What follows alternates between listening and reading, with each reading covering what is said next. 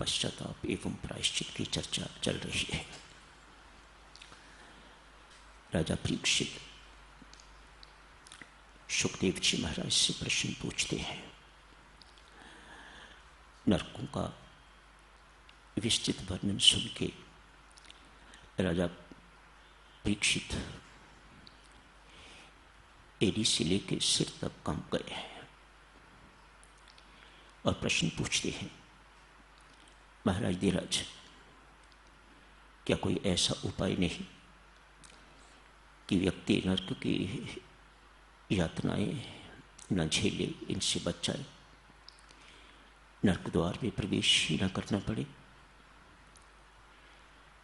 हम सबका प्रश्न है, राजा परीक्षित के मुख से निकला है। सुखदेव जी महाराज कहते हैं, राजन, संसार में कोई ऐसा पाप नहीं जिसका शास्त्र प्रायश्चित वर्णन नहीं करते। हर पाप का प्रायश्चित है।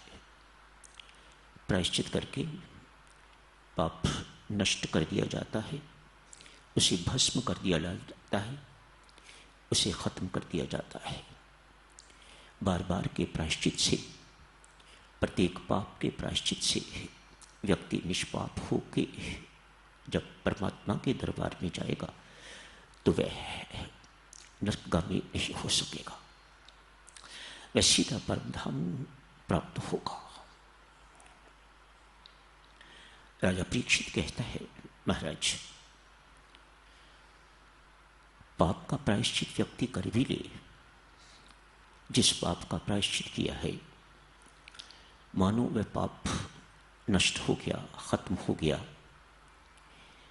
उसके बाद भी तो पाप करने की प्रवृत्ति बनी रहती है, उसके बाद भी पाप करने की इच्छा बनी रहती है। महाराज, हाँ राजन, ठीक कहते हो। What a practical question. पाप तो एक नष्ट हुआ जिसका प्रायश्चित किया, पीछे लाइन लगी हुई है। चलिए, अनेक पापों का भी आपने प्रायश्चित कर लिया, लेकिन कैसे गारंटी ली जाए कि आगे पाप करने की प्रवृत्ति या पाप करने की इच्छा ही मिट जाएगी? ये नहीं होता। सुखदेव जी महाराज समझाते हैं, राजन, तुम ठीक कह रहे हो, प्रायश्चित से पाप नष्ट होता है, पाप करने की इच्छा नष्ट नहीं होती। पुनः सुनो, प्रायश्चित से पाप तो उन्मूल किया जा सकता है, इरेडिकेट किया जा सकता है, उसे नष्ट किया जा सकता है, उसे जलाया जा सकता है, उसे खाक बनाया जा सकता है, लेकिन पाप करने की इच्छा नहीं मिटती। उस इच्छा की प्रेरक को वासना कहा जाता है। तो क्या किया जाए? राजा परीक्षित पूछते हैं। सुखदेव जी महाराज बहुत सुंदर संक्षिप्त उत्तर देते हैं। कहते हैं, राजन, सर्वप्रथम कुछ भी कर लो, यदि साधना में जीवन, भक्ति में जीवन व्यतीत करना है, यदि जीवन शांत चाहते हो, अनंतमय जीवन व्यतीत करना चाहते हो, तो मन पर कभी भरोसा नहीं करना। कैसी मार्मिक बातें हमारे ग्रंथों ने, हमारे शास्त्रों ने कही हुई है। मन पर कभी भरोसा नहीं करना, कब गिरा के रख देगा, कुछ नहीं कहा जा सकता। इसका स्वभाव ही है नीचे की ओर जाना, जैसे पानी का स्वभाव है नीचे की ओर ही बहता है, मन का स्वभाव भी है सदा अधोगामी रहता है। संत महात्मा फरमाते, जैसे पानी को ऊपर चढ़ाने के लिए यंत्र की जरूरत है, इसी प्रकार से मन को परमात्मा की ओर ऊर्ध्वगामी करने के लिए मंत्र की जरूरत है। ये मंत्र बहुत बड़ी चीज है। ये राम नाम, ये नाम, ये मंत्र बहुत बड़ी चीज है हमारे पास, जो स्वामी जी महाराज की कृपा से हमें प्राप्त हुआ है। सुखदेव कहते हैं, राजन, तपश्चर्या से बहुत कठिन बात है। तपश्चर्या अर्थात प्रायश्चित, दुख सह के जो कर्म किया जाए, जप पाठ इत्यादि, वह तपश्चर्या के अंतर्गत आ जाता है। दुख सह के जो ये सब सत्कर्म किए जाते हैं, इससे पाप का प्रायश्चित हो जाता है। इसे तपश्चर्या कहिए, अनुष्ठान कहिए, उपवास कहिए, व्रत इत्यादि कहिए, मानो जो कुछ भी किया जाता है, मैं इतने दिन तक, इतने महीनों तक, इतने वर्षों तक ब्रह्मचर्य का पालन करूंगा, तब है। मानो कठिनाई सह के जो कुछ भी किया जाता है उसे तपश्चर्या कहा जाता है, उसे तप कहा जाता है। राजन, इस तप से जो बहुत कठिन है, सब लोग सो रहे हैं, आपकी नींद उड़ी हुई है, आप उस आनंद को खत्म करके तो आप जप के लिए बैठे हुए हैं, जब सो रहे हैं, तो ये तपस्या है, ये तपश्चर्या है। तपश्चर्या कठिन है। यम नियम इत्यादि इन सब का पालन करना, अहिंसा का पालन करना इत्यादि इत्यादि, ये यम नियम के अंतर्गत बहुत सी चीजें वर्णित की गई हैं। इन सबको तपश्चर्या कहा गया है। लोग चतुर्मास करते हैं, 4-4 महीने के लिए ये अनुष्ठान लेते हैं, इतना जप करूंगा, इतना ये करूंगा, इतना वो करूंगा, उपवास इत्यादि करूंगा, इन सब बातों का पालन करूंगा, इनको अनुष्ठान कहा जाता है। चतुर्मास लोग करते हैं एक एक पाप के मार्जन के लिए, कि वह पाप हमारा नष्ट हो जाए, उन्मूल हो जाए। शुकदेव यहां समझाते हैं, जिस पाप का प्रायश्चित हो जाए राजन, ये विश्वास रखो कि वह पाप नष्ट हो गया, उस पाप को फिर कभी रिपीट नहीं करना। बहुत कठिन बातें कही गई हैं। जिस पाप का प्रायश्चित किया है, जिस पाप का आपने प्रायश्चित कर लिया है, वह पाप यूं समझिएगा कि नष्ट नहीं हुआ, मुरझा सा गया है। ऐसा संत महात्मा समझाते हैं। जैसे ही उसे पानी मिलता है, वह फिर हरा भरा हो जाता है। अतएव जिस पाप का प्रायश्चित हो गया, उस पाप को दोबारा नहीं करना, मन पर कभी विश्वास नहीं करना। राजन, तपश्चर्या से सब के सब पाप नष्ट हो सकते हैं, लेकिन पाप करने की इच्छा नहीं मरती।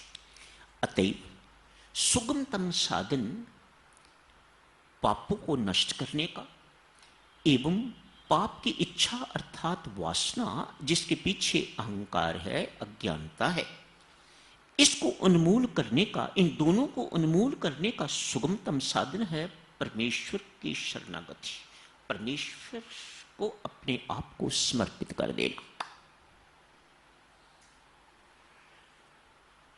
नाम जप में विशेष तौर से कहते हैं, राम नाम जप में इतना समर्थ है कि वह पाप को भी उन्मूल कर देता है, उसे भी भस्म कर देता है, एवं पाप करने की जो प्रवृत्ति है, जिसे वासना कहा जाता है, उसे भी उन्मूल कर देता है।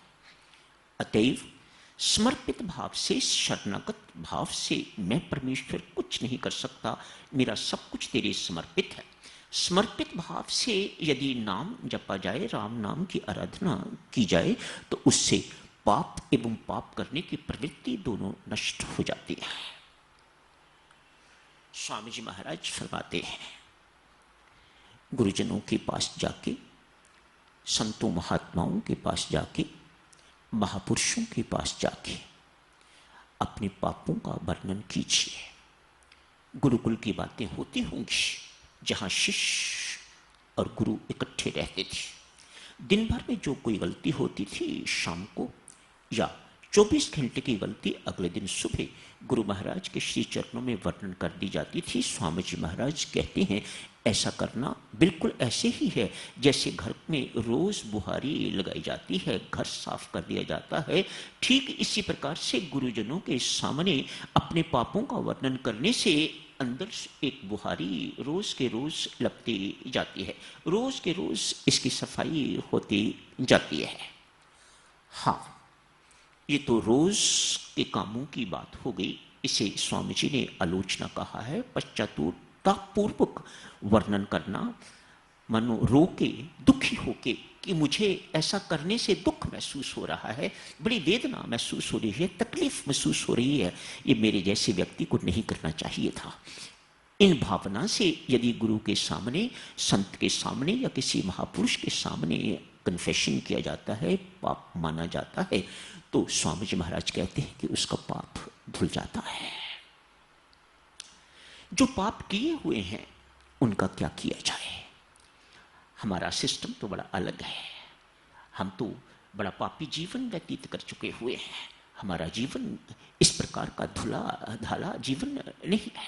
बहुत पाप जिंदगी में हुए हैं, जाने में भी हुए हैं, अनजाने में भी हुए हैं। पाप स्वयं भी किए हैं और पाप किसी द्वारा प्रेरित होकर भी किए हैं, पर पाप हुए हैं।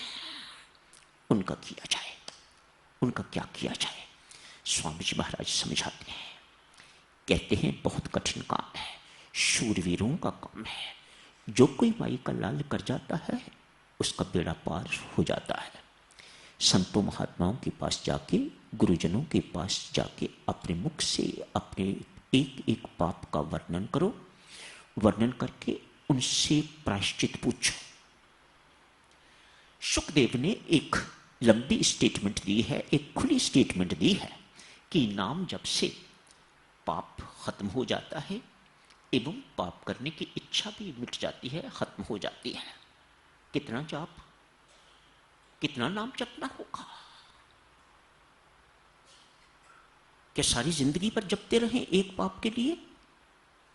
तो एक जन्म तो एक पाप पे निकल गया।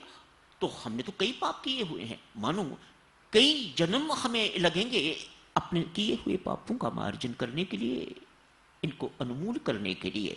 यहां स्वामी जी महाराज कहते हैं एक साधन बताता हूं, अपनी मर्जी से करोगे तो कभी सीमा निर्धारित नहीं कर सकोगे। गुरुमुख से निकला हुआ शब्द, इतने दिन के लिए प्रायश्चित कीजिए, 40 दिन के लिए कीजिए, 4 मास के लिए कीजिए, दिन में इतना जप कीजिएगा, इतने अमृतवाणी के पाठ कीजिएगा, तो उसमें वह पाप धुल जाएगा।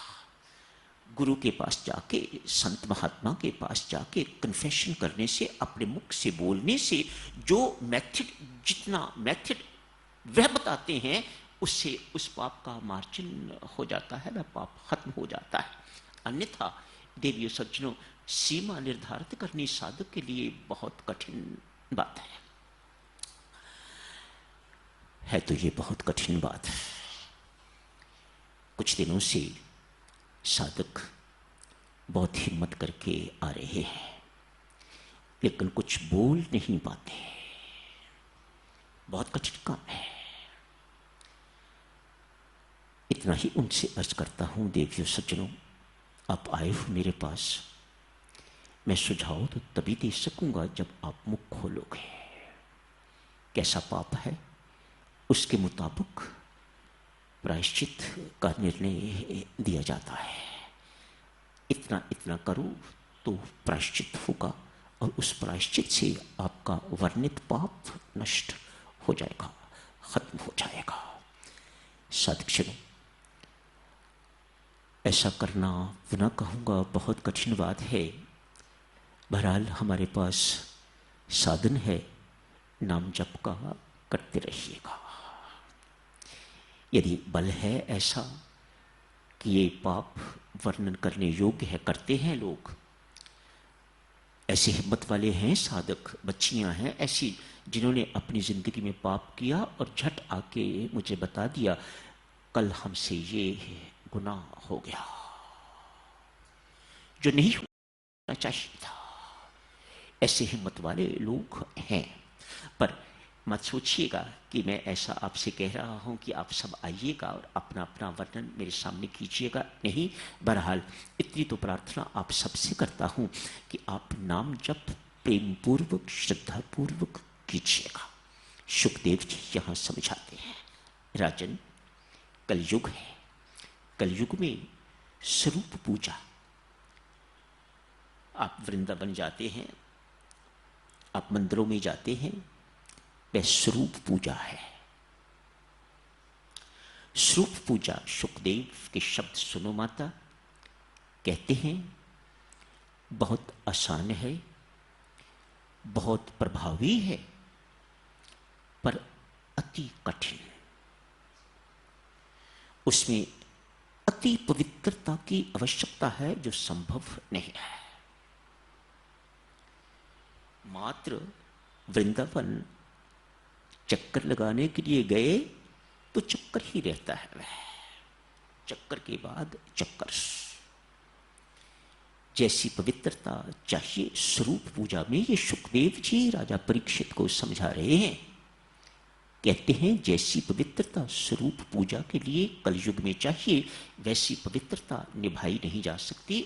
अतएव नाम उपासना, जिसमें पवित्रता की कोई आवश्यकता नहीं है, ही सुगमतम उपासना है कलयुग में। सुखदेव जी को पता है राजा परीक्षित के मुख बोलने से ही कलयुग का आगमन हो जाएगा। अतएव घटनाएं, तैयारी उसी प्रकार से कर रहे हैं जैसी कलयुग में होनी चाहिए। तो देवी सज्जनों, यही समाप्त करने की इजाजत दीजिएगा इस प्रसंग को। कल आपातकाल के साथ साथ ही श्रद्धा शुरू हो जाएगी। सो जैसे जैसे प्रसंग आगे बढ़ता जाएगा तैसे तैसे चर्चा भी बदलते रहेंगी। सदाचार की चर्चा जो शुरू की थी ख़त्म नहीं हुई है, लंबी चर्चा है, वह रविवार के सत्संगों में जारी रखेंगे। यही समाप्त करने की इजाज़त दें। धन्यवाद।